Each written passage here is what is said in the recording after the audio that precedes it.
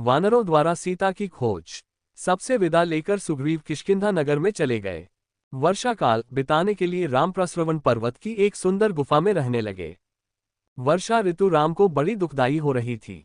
कभी वे लक्ष्मण से कहते अंडस को, सुग्रीव को तो स्त्री सुख के साथ साथ राज्य भी मिल गया। वह कितना सुखी है। मुझे पहले राज्य लक्ष्मी ने छोड़ दिया, फिर वन में आकर स्त्री ने कहाँ जाऊं, क्या करूं। उधर सुग्रीव ने बाली की स्त्री तारा से विवाह कर लिया। भोग विलास और मदिरापान में वह डूब गया और राम को दिया हुआ अपना वचन बिल्कुल भूल गया। जब वर्षा समाप्त गई तो हनुमान ने सुग्रीव को अपने कर्तव्य की याद दिलाई। सेनापति नील को बुलाकर सुग्रीव ने आज्ञा दी कि 15 दिन के भीतर सब वानर राजधानी में आ जाएं।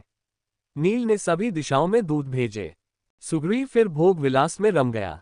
इधर शरद ऋतु आने पर सुग्रीव राम के पास नहीं आया तो उन्हें बड़ा क्रोध हुआ। उन्होंने लक्ष्मण से कहा कि राजमद में डूबकर मालूम होता है सुग्रीव मेरा काम भूल गया है। किष्किंधा जाकर उससे साफ कह दो कि यमलोक का दरवाजा बंद नहीं हुआ। जिस रास्ते बाली गया है उसी से उसको भी भेज दूंगा। इतना सुनते ही लक्ष्मण आग बबूला हो गए और धनुष बाण लेकर चल दिए। लक्ष्मण को बड़े क्रोध में देखकर राम ने कहा, डरा धमकाकर और समझा बुझाकर काम निकालना है।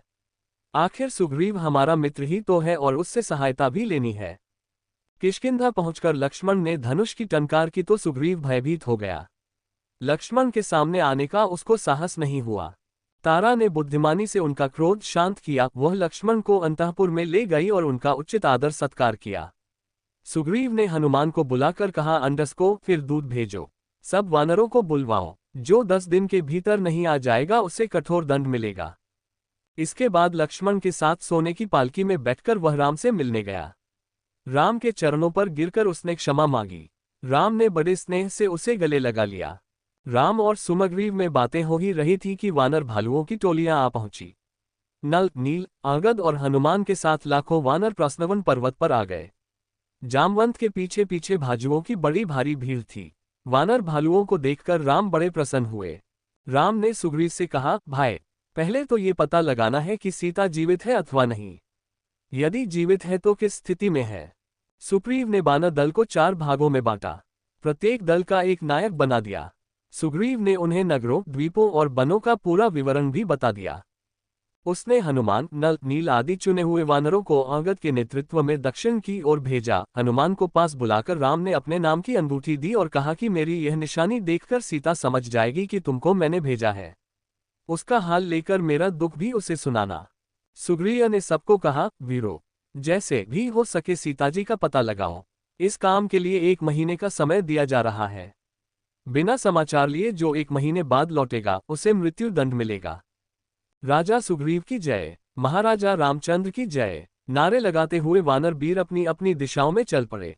पूर्व, पश्चिम और उत्तर की ओर गए दल निराश होकर महीने के भीतर लौट आए। दक्षिण का दल वनों, पर्वतों और कंदराओं को खोजता हुआ समुद्र तक जा पहुंचा। अब कहाँ जाए। सामने अथाह सागर गरज रहा था। किष्किंधा से चले कई महीने हो गए थे। यदि यूं ही लौटे तो सुग्रीव के हाथों मृत्यु निश्चित है। अब न आगे जा सकते हैं और न पीछे। तभी उन्होंने पर्वत की चोटी पर एक बड़ा भयंकर गिद्ध देखा। वह जटायु का बड़ा भाई संपत्ति था। बानर उसे देखकर डर गए और समझे कि निश्चित ही वह हमें खा जाएगा। हनुमान ने बुद्धि से काम लिया। वे बोले, आपसे अच्छा तो जटायु ही था जो राम का कुछ काम करके तो मरा।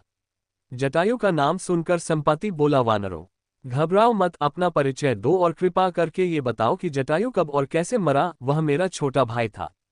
अंगद ने सारा हाल कह सुनाया। उसे सुनकर संपत्ति बोला, मैं अब बूढ़ा हो गया हूं, नहीं तो तुम्हारी सहायता करके रावण से अपने भाई की मृत्यु का बदला लेता। कुछ महीने पहले मैंने देखा था कि रावण एक स्त्री को लिए जा रहा है। वह राम हा लक्ष्मण कहकर रोती जा रही थी। वह सीता ही होगी। समुद्र के किनारे तुम दक्षिण तक चलते जाओ। वहां से 100 योजन लंबे समुद्र को यदि कोई पार कर सकेगा तो वह सीता से मिल सकता है। वानर दक्षिणी तट तक जा पहुंचे। अब लंका पहुंचने की योजना पर विचार होने लगा। कोई भी वानर आगे नहीं आ रहा था। अंगद बड़े उदास हो गए। तब जामवंत ने हनुमान से कहा, वीर, तुम तो पवन पुत्र हो, कैसे चुप बैठे हो। उठो, सबकी आंखें तुम्हारी ओर लगी हैं। इतना सुनना था कि हनुमान सिंह की तरह अंगड़ाई लेकर उठे। सोने के पहाड़ की तरह उनका शरीर हो गया। उन्होंने हाथ जोड़कर जाने की आज्ञा मांगी। सबने उनको शुभकामनाएं देकर विदा किया और कन्हा की, हनुमान, हमारा जीवन भी तुम्हारे ही हाथ में है। एक छलांग में हनुमान महेंद्र पर्वत पर जा खड़े हुए।